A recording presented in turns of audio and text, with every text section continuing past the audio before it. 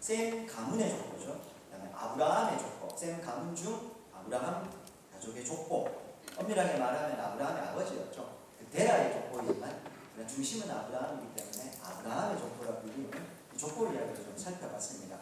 인간의 이 역사들인 것처럼 인간의 이름으로 족보가 기록되어 있지만 사실은 그 이름이 적혀있는 족보들 속에는 하나님이 주권적으로 역사하신 하나님의 열심 있는 모습이 담겨져 있다. 이런 모습을 살펴봤습니다. 이제 오늘부터는 본격적으로 믿음의 족장 4제에 대한 이야기를 할 건데 오늘 1절부터 9절까지가 굉장히 유명한 하나님께서 아브라함을 부르시는 장면입니다.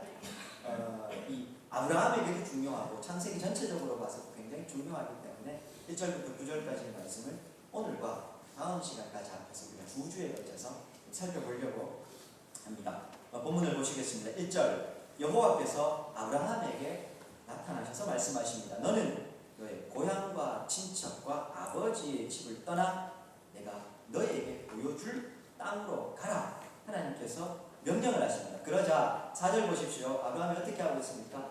이에 아브라함이 여호와의 말씀을 따라갔고 아브라함만 간 게 아니라 그의 조카 롯도 함께 갔다고 이야기를 하고 있습니다. 그리고 아브라함이 이 하란을 떠날 때 갈대아 우르에서 아버지와 살다가 데라와 함께 갈대아 우르에서 하란으로 옮겨왔고 거기서 하란에 머물다가 아버지 데라가 거기서 죽고 이제 여기 머물러 있다가 하나님이 다시 말씀하신 것, 이 명령을 따라서 가야안으로 가고 있는데 떠날 때 나이가 75세였다.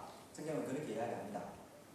아브라함과 아브라함이 차이가 있는 건 아실 겁니다. 같은 인물입니다. 근데 오늘 본문에는 아브라함으로 나오죠. 이 아브라함이 99세가 될 때 하나님께서 그를 다시 부르고 이름을 다시 큰 민족으로 이루는 비전을 주시면서 아브라함으로 바꾸게 됩니다. 이 아브라함이라는 말은요, 높은 아버지 혹은 높임을 받는 아버지 이런 의미입니다. 그의 아버지 데라가 처음부터 하나님을 아는 사람은 아니었고 우상을 섬기는 사람이었음을 기억해보면 아마 그 데라가 이 아브라함의 이름을 지을 때 높은 아버지, 높임을 받는 아버지라는 이름은요, 왜 우리 일반적인 이름이 있지 않습니까? 제 이름이 딱 이렇습니다. 제 이름이요, 그 원래 원자의 돌석자가 아니고요, 그냥 쉽게 기억하시라고 제가 그렇게 이름을 부릅니다. 으뜸 원자의 지팡이 석자를 씁니다. 말 그대로요, 제일 높은 사람 데라 이런 겁니다. 우리 옛날에 이름들 다 그렇게 했지요. 아브라함의 이름도 그런 겁니다. 아마 우상을 섬겼으니 그의 아버지 데라가 우상을 섬기는 사람 중에서 제일 높은 사람 누굴까요? 대제사장 아닙니까?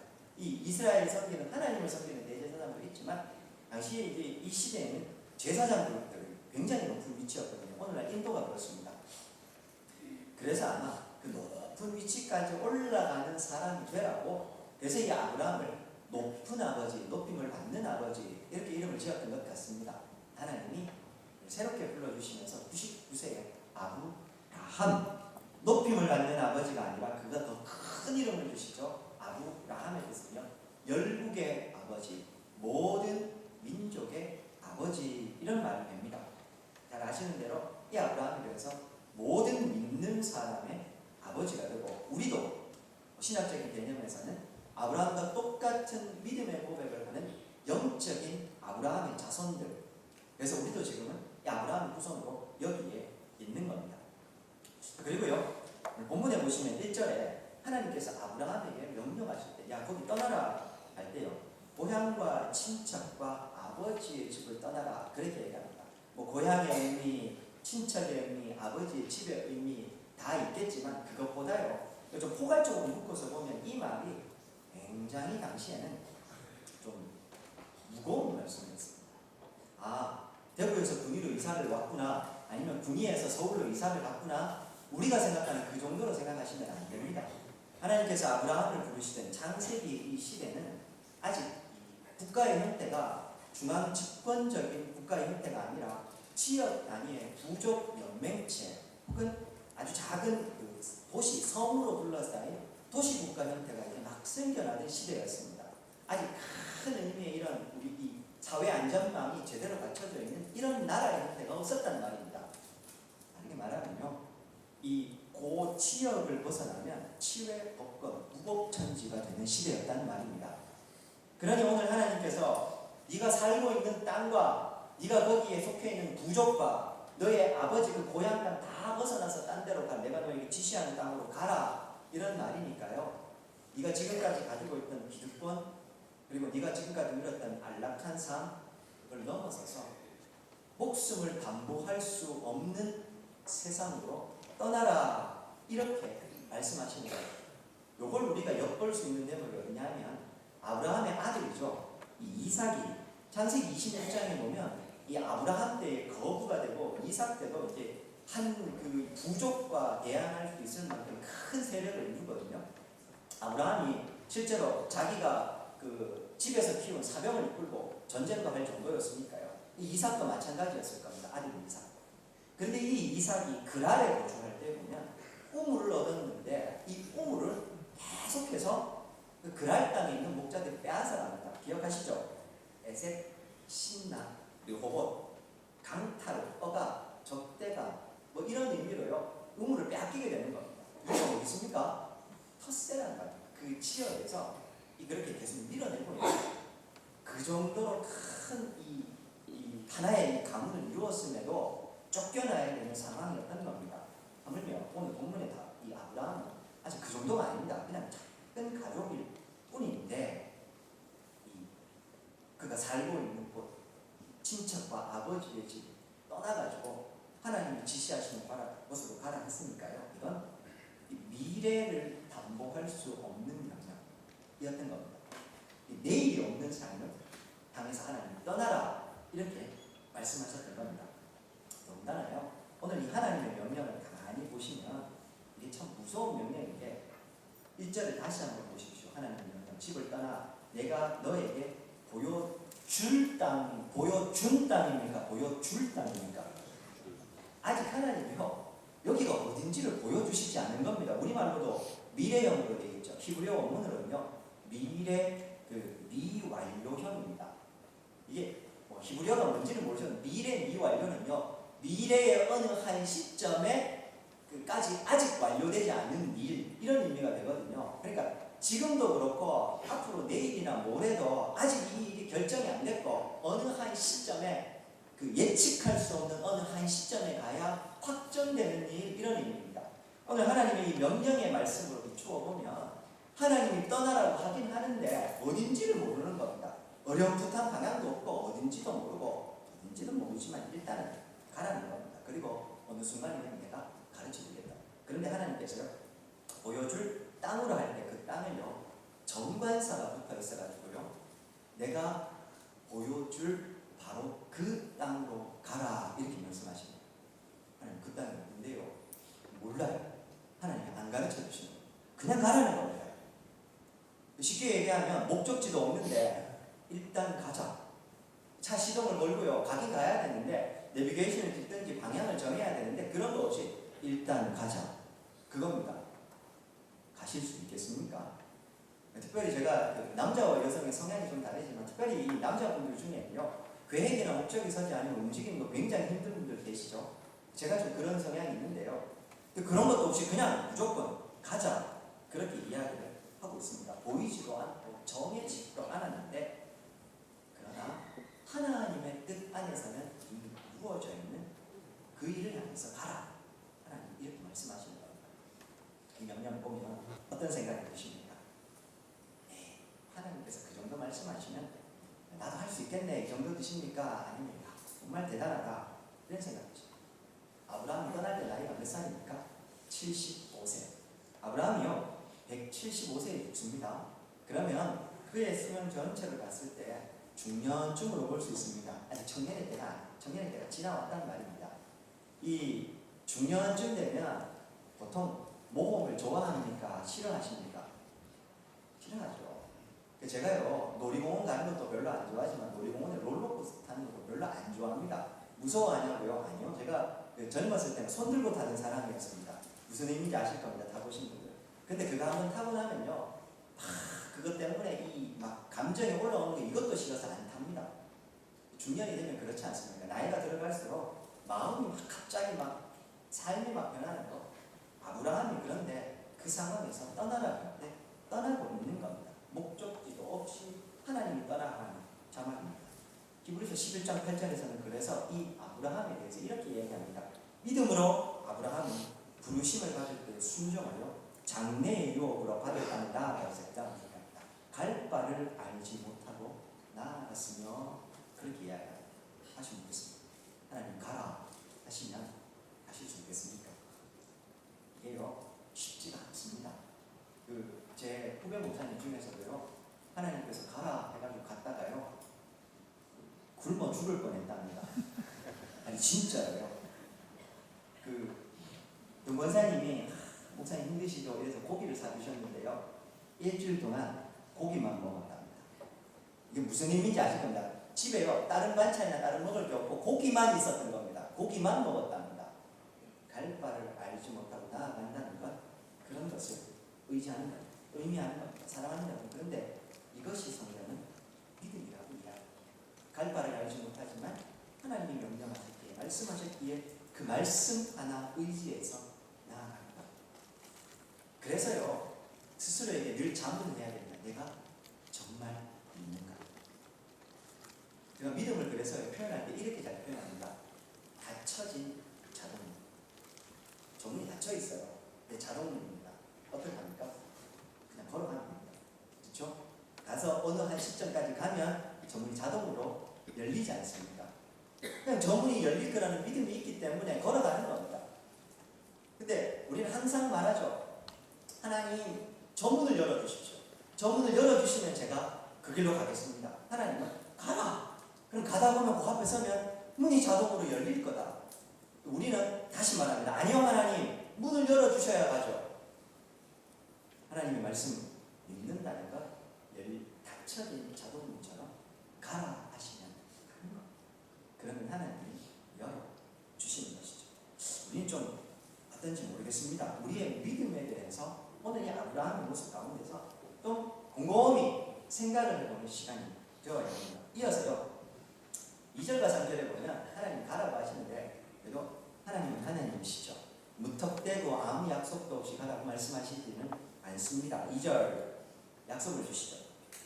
믿음으로 가실 때 그 떠남에 대한 합당한 약속을 주십니다. 뭡니까? 2절 내가 너로 큰 민족을 이루고 내게 복을 주어 너의 이름을 창대하게 하고 그래서 너는 복이 될 것이다. 3절 너를 축복하는 자에게 내가 복을, 너를 저주하는 자에게는 저주를, 땅의 모든 족속이 너로 말미암아 복을 얻을 것이다. 그렇게 이야기합니다. 이게요 하나님께서 아브라함에게 이렇게 말씀하실 때 희미하게 말씀하셨는가 이게 아니고요. 하나님께서 일시대라고 할 때 이 아마라는 동사는 귀에 대고 분명하게 말씀하셨다 이 말이에요. 제가 설교하듯이 이렇게 하나님이 분명하게 아브라함에게 말씀하신 크릿하고 희미한 게 아니고 하나님은 비록 갈 바를 알지 못하는 아직 어딘지도 정해져 있지 않았지만 분명히 선명하게 말씀하셨습니다. 하나씩 좀 볼까요? 그렇게 가서 궁극적으로는요 네가 복이 될 거다 이렇게 이야기를 합니다. 이 말은요 네가 복 그 자체가 될 것이다 이런 말입니다. 복 그 자체가 된다는 말이 도대체 무슨 의미일까? 제가 복잡하게 설명하기보다는요 왜 누군가를 보고 저 사람은 법 없이도 잘 살아간다, 아니면 저 사람이 하는 말은 처음부터 끝까지 다 법이야, 뭐 이런 거 있지 않습니까? 삶 자체가 법이 되고 다 행동 하나하나가 다 법이 되는 거, 이쯤 생각할 수 있을까요? 아브라함이 복의 기준이 될 거라는 말입니다. 복이라고 하면 복이라는 개념을 사람들이 생각하면 아브라함을 떠올리게 될 거라는 말입니다. 아브라함을 통해서 하나님의 복을 흘러가게 하는데 아브라함이 복 그 자체가 될 거다 그렇게 말하는 것입니다. 그리고요 그 복 그 자체가 구체적으로 삶에서 어떻게 실현되는지가 하나씩 열거되어 있습니다. 내가 너로 큰 민족을 이루고 이게 복 그 자체가 되는 첫 번째 개념입니다.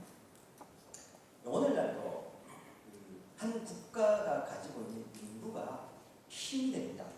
그래서 보통 그 전 세계에서 좀 힘 있는 영향력을 발휘하고 그 나라가 내수 시장이 좀 이렇게 어느 정도 되려면 보통 그 인구의 기준을 1억 명 정도로 잡는 걸로 제가 알고 있습니다.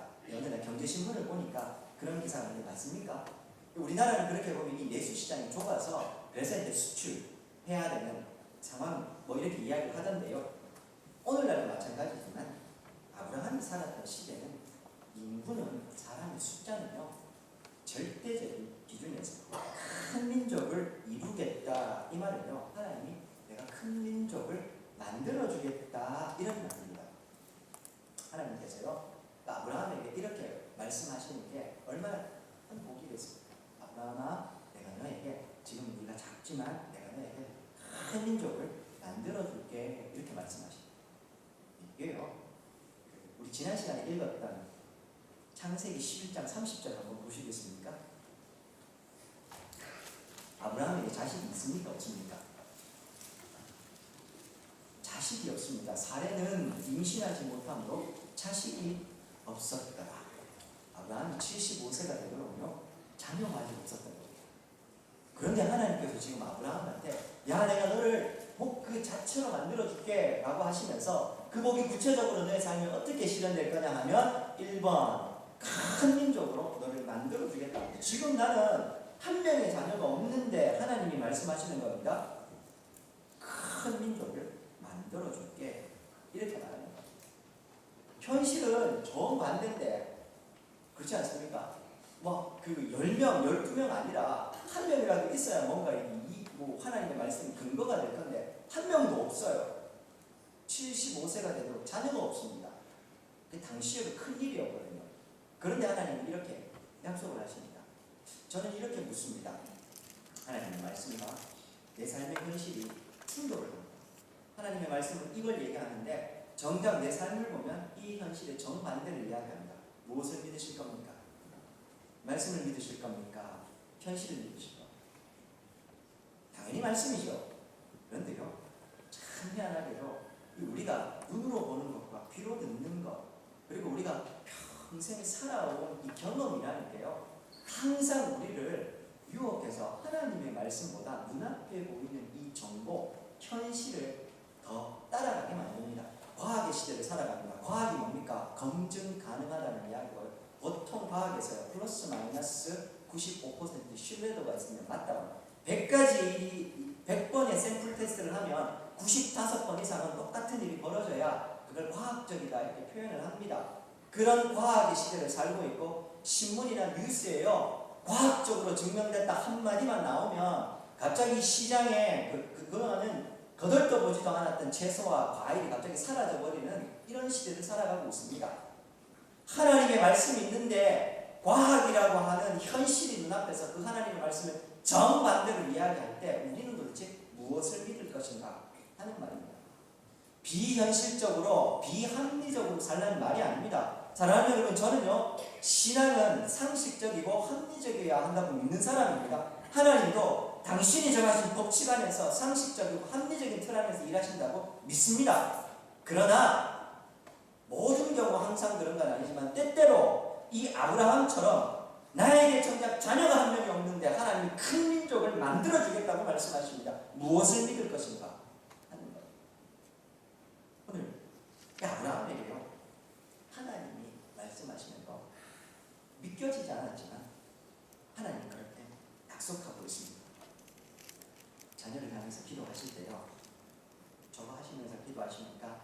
아니면 하나님이 주신 꿈과 비전이 있어서 지금은 내 자녀가 이 기대치와는 정반대로 살고 있지만 하나님이 주신 비전 안에서 장차 만들어질 꿈을 그리면서 소망하면서 기도하고 계십니다. 어린이 주일을 맞이하니까 특별히 자녀들을 위해서 이 예를 들어드립니다.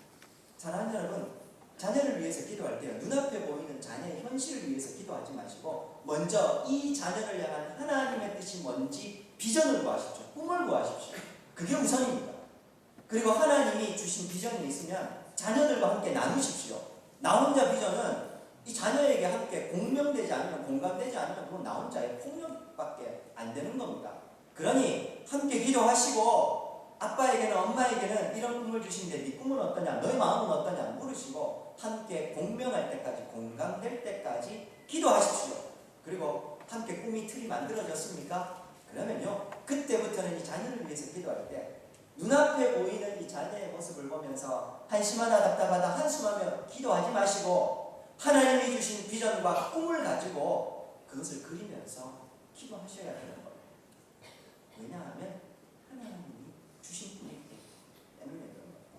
자녀와 확인하라고 하는 거예요. 이게 나 혼자만 하면, 다시 말씀드리는 건 폭력이 됩니다. 그리고요, 객관성, 최소한의 객관성을 가지시라는 이야기입니다.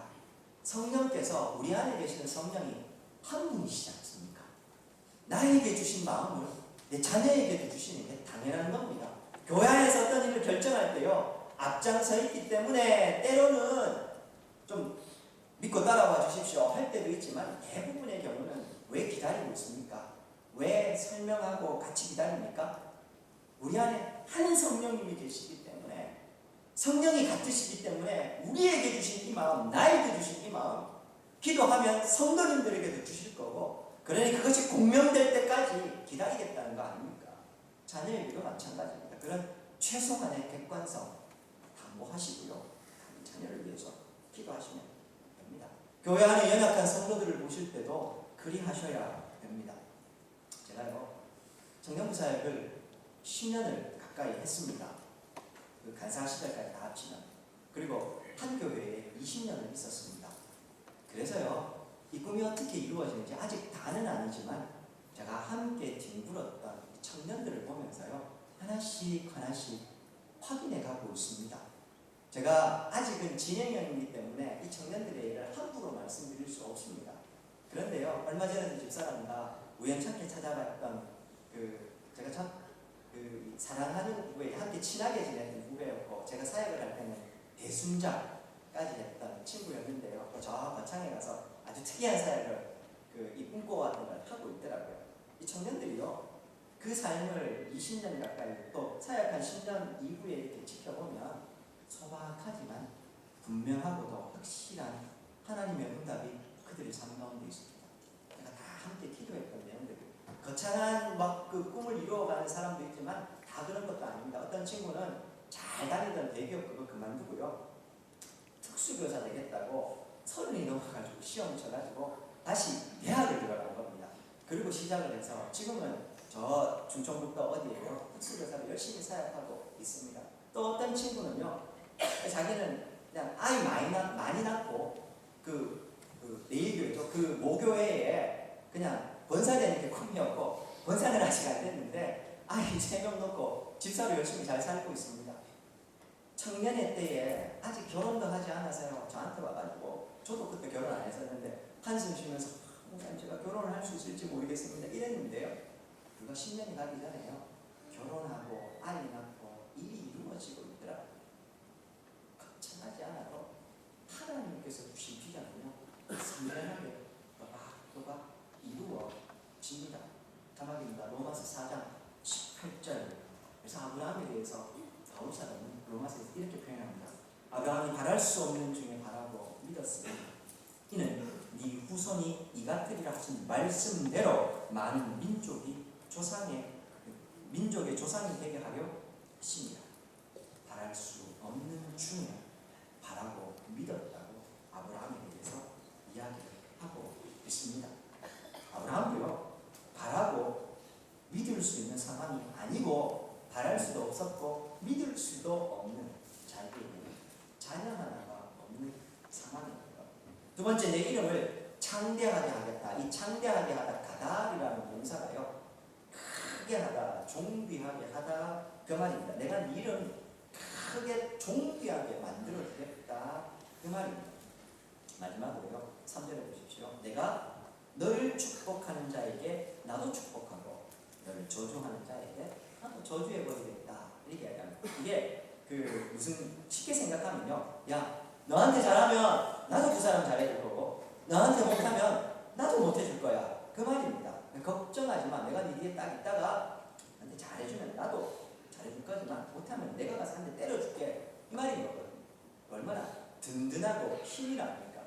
하나님께서요, 아브라함아, 네가 지금 너한테 가르쳐줄 수는 없지만 이미 어느 한 미래에 그 땅이 있는데 일단은 떠나, 일단은 가자. 그냥 가는 게 아니고 내가 너하고 같이 갈게. 그래서 너한테 잘해주는 사람은 나도 잘할 거지만 너한테 해코지 하려고 하는 사람이 있으면 그런 걸 가만히 두지 않겠다. 그렇게 이야기합니다. 여러분, 하나님께서요 우리에게 무턱대고 믿음을 요청하고 요구하시는 분이 아닙니다. 강압적으로 믿어, 안 믿으면 알지, 이런 분이 아니시고요. 믿어라 라고 말씀하시면서 동시에 이런 믿음으로 나아갈 때 하나님이 함께 하시겠다는 확신도 주십니다. 그러니 지금은 보이지 않지만 변함없이 흔들림 없이 가라는 거죠. 저는요 이런 하나님의 보호와 인도하심을 보통 하나님의 은혜다 이렇게 표현하죠. 저는 하나님의 응원이다 이런 표현을 더 자주 사용합니다. 왜 여기 살다 보면요 하나님께서 크진 않지만 작은 부분에서 하나님에게 응원하실 때가 있어요. 그렇지 않습니까? 저 자녀 저 어떻게 할까 막 싶은 마음에도요 있다가 하다 보면 작은 부분에서 하나님이 이 자녀의 어떤 일을 통해서 끝까지 자녀를 믿겠다고 하는 내 마음에 응원을 주실 때가 있습니다. 그런 적이 한 번도 없는데요. 눈을 크게 여시고요. 귀를 크게 여셔서 하나님이 응원하시는 걸 한번 찾아보십시오. 삶의 도처에 달려 있습니다. 제가 인상로교에 와서요.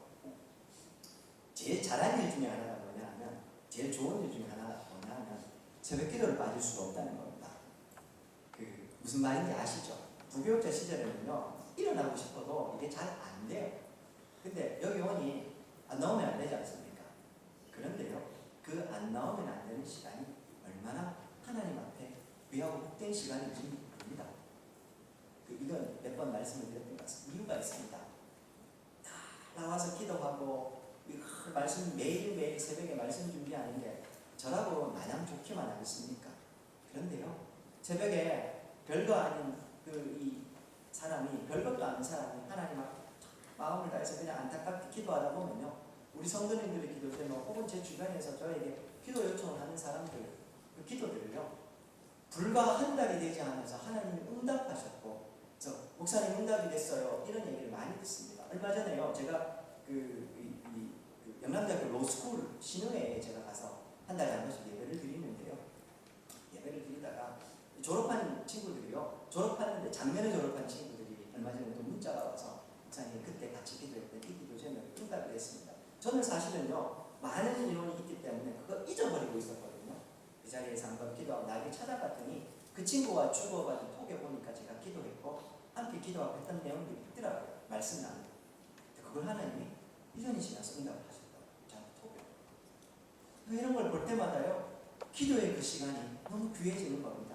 하나님이 응원하시는 겁니다. 원서가 잘 가고 있고 그 기도의 시간 계속해서 지켜야 된다. 그 기도의 시간이 귀하다. 그렇게 말씀하시는 겁니다. 사랑하는 여러분, 하나님께서요 우리의 삶의 현장에서 도처에서 응원하고 계십니다. 눈을 크게 뜨시고 귀를 크게 여시면 어딘가에서 하나님이 응원하시는 음성을 항상 들을 수가 있는 겁니다. 또 하나 특별히요 하나님께서 여기서 내가 너로 큰 민족을 이루고 복을 주어 내 이름을 창대하게 하겠다 라고 할 때요 죄송합니다 영어도 못하는데 이렇게 I will make you 이렇게 시작이 됩니다. 내가 너를 만들고야 말겠다. 특별히요 이루고 창대하게 하겠다 혹은 나아가서 너는 복이 될 거다 할 때요 이 복이 된다라고 할 때 하야 동사를 쓰는데 이 동사가 뭔지는 모르셔도 됩니다. 이 하야 동사를요 명령형으로 사용하고 있습니다. 주어의 강한 의지에다가 주어의 하나님의 명령까지 붙여서요. 그럼 뭐겠습니까? 하나님이 강한 의지를 가지고 아브라함 내가 너를 창대하게 하고 내 이름을 크게 하고 큰 민족 만들고야 말겠다. 하나님께서요 강한 의지를 가지고 하나님이 선포하고 명령하시는 겁니다. 그러니 이게요 하나님이 이렇게 말씀하시니 이게 이 아브라함에게 어떤 의미인지 한번 생각해보세요. 하나님께서요 베드로를 부르실 때 기억하십니까? 내가 너를 사람 넘는 업으로 만들고야 말겠다. 그리고 우리가 살펴봤던 대로 마가복음 뒤에 가서 하나님께서 결국에는 이 베드로를 사람 넘는 업으로 만들고야 마시지 않습니까? 베드로가 잘난다. 하나님이 내가 하고야 말겠다 하셨고 그렇게 사랑하는 여러분 하나님이 내게 주신 비전, 약속 하나님이 내 자손에게 주신 약속, 하나님이 우리 교회에게, 우리 가정에 주신 약속 한번 찾아보십시오. 그리고 확실하게 하나님의 비전이고 꿈이라면요, 기대하셔도 좋습니다. 꿈꾸셔도 좋습니다. 왜냐하면 이 일을 이루는 건 내가 아니라 하나님이십니다. 내가 내 모습을 보면요, 한심하기 짝이 없지 않습니까? 그렇지 않습니까? 이래가 되겠나, 이래서 되겠나 라는 생각이 들지요. 나는 안 됩니다. 그러나 하나님이 당신이 강한 의지를 가지시고 이미 선포해 오신 비전이고 꿈이지 않습니까? 아브라함에게 내가 너를 복 그 자체로 만들고야 말겠다, 하나님이 선언하셨고 그 꿈은 하나님께서 만들어 하시는 겁니다. 마지막입니다. 오늘은 여기까지만 하고요. 다음 시간에 그 뒷부분, 이제 아브라함이 떠나고 하나님이 약속을 확인해 주시는 장면을 살펴보려고 하는데, 말씀을 좀 마무리하다가요, 예전에 제가 한번 나누었던 기억이 있습니다. 근데 이렇게까지 하면 하나님께서 확신을 가지고 내게 꿈을 주시면 나도 좋겠다, 내 꿈을 한번 가져봐야지, 그런 마음이 들긴 하는데요, 우리가 물어야 할 게 있습니다. 내가 진짜 하나님의 뜻을 원하는가? 나는 하나님의 뜻을 정말 순종해서 걸어갈 마음의 결단이 되어 있는가? 하나님, 내게 하나님의 뜻이 뭔지 알려주십시오 라고 기도하실 때요, 하나님의 뜻에 순종할 준비는 되어 있으십니까? 내가 순종하고 싶은 것만 순종하고 아직 준비가 안 된가? 조금 있다가요, 이거 아닙니까?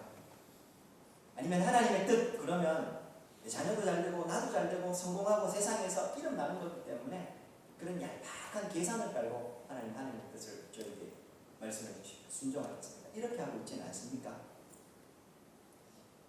하나님께서요, 서로 사랑하라 말씀하셨는데 그 사랑하게 해달라고 기도할 때요, 그 기도가 얼마나 무서운 기도인지 알고 계십니까? 내가 하나님, 저 오늘도 주의 몸된 교회의 성도들을 사랑하게 해주십시오 라고 제가 기도하는 그 순간에는요, 저에게 잘해주는 사람, 제 마음에 합한 사람, 이런 사람들 뿐만 아니라요, 때때로 저의 마음을 아프게 하고 때때로 저와 생각이 맞지 않는 그 사람들까지도 다 사랑하겠다는 거 포함하는 거 아닙니까? 우리는 하나님의 뜻, 하나님 아브라함처럼 선명하게 말씀해 주시면 저도 그 길로 걸어가겠습니다 라고 말하지만, 정작 그 길을 하나님께서 내게 가르쳐 주시면 걸어갈 준비가 됐는지 모르겠습니다. 나는 무조건 저 서울 방향이라고 생각하고 있다. 웬걸요, 하나님 저 반대로 부산으로 가라 이렇게 이야기하시면 아멘 이러면서 내비게이션 부산 찍고 가실 준비가 되어 있냐 이 말입니다. 하나님은 주님의 뜻에 대해서 묻기 전에요, 이런 내 마음을 먼저 돌아보셔야 됩니다. 아브라함은 준비가 됐습니다. 그래서 그는요, 주께서 말씀하실 때 이에 아브라함이 여호와의 말씀을 따라갔다고 성경은 이야기를 하고 있는 것, 말씀을 듣겠습니다. 나는 여러분, 오늘요, 이 본문에 나오는 이 아브라함의 약속의 증인이 누굽니까? 내가 너를 큰 민족을 이루고 내 이름을 창대케 하고 너를 복이 되게 해줄게 라고 말씀하실 때, 이 아브라함의 약속의 증인이 누굽니까? 멀리 갈 건 뭐겠습니까? 여기 앉아계시지 않습니까? 우리가 이 아브라함의 약속의 증인들입니다. 하나님이 아브라함에게 그 약속을 주셨고 그 약속을 신실하게 이루셨기 때문에 영적인 아브라함의 자손들인 우리가 오늘 여기에 앉아서 예배할 수 있는 겁니다. 그리고 한 가지 더, 아직도 이 아브라함의 언약은 완성되지 않았고, 이 하나님이 아브라함에게 준 약속은 이루어져 가고 있습니다. 그리고요, 이 언약의 증인인 우리가 이제는 이 아브라함의 언약을 내가 살아가는 삶의 현장에서, 가정에서, 일터에서 그 언약의 증인들이 되어야 합니다. 아브라함이 복 그 자체가 됐다면 아브라함의 자손인 내가 이제 믿음의 족장들, 아브라함과 이삭과 야곱과 요셉과, 그리고 그래서 쭉쭉쭉 그 믿음의 세대들이 내려오다가 이원석과 분이장로교회 성도님들까지 그 복이 내려왔고, 그 복에 증명해야 될 증인들이 여기에 있는 겁니다. 부담스럽기도 하지만 기대가 되지도 않으십니까? 내가 이 하나님께서 주신 이 복의 증인이 되었으면, 또한 내가 이 복을 내가 살아가는 삶의 현장에서 이걸 전해주는, 내가 복 그 자체가 된다는 이 말이 가슴 뛰지 않으십니까? 이 복의 증인이 된다는 말이 가정에서, 일터에서, 오늘 하나님 나를 불러주신 그 삶의 현장에서 우리가 이제는 이 아브라함의 복을 전하는 사람이 되어야 할 겁니다. 라고 소망하기는요, 저는 우리 군의 장로교회가 우리 성도님들 한 분 한 분, 세상 이 부지시업 가운데서 우리가 속해서 살아가고 있는 삶의 현장에서 하나님이 아브라함에게 주셨던 이 복에 내가 증인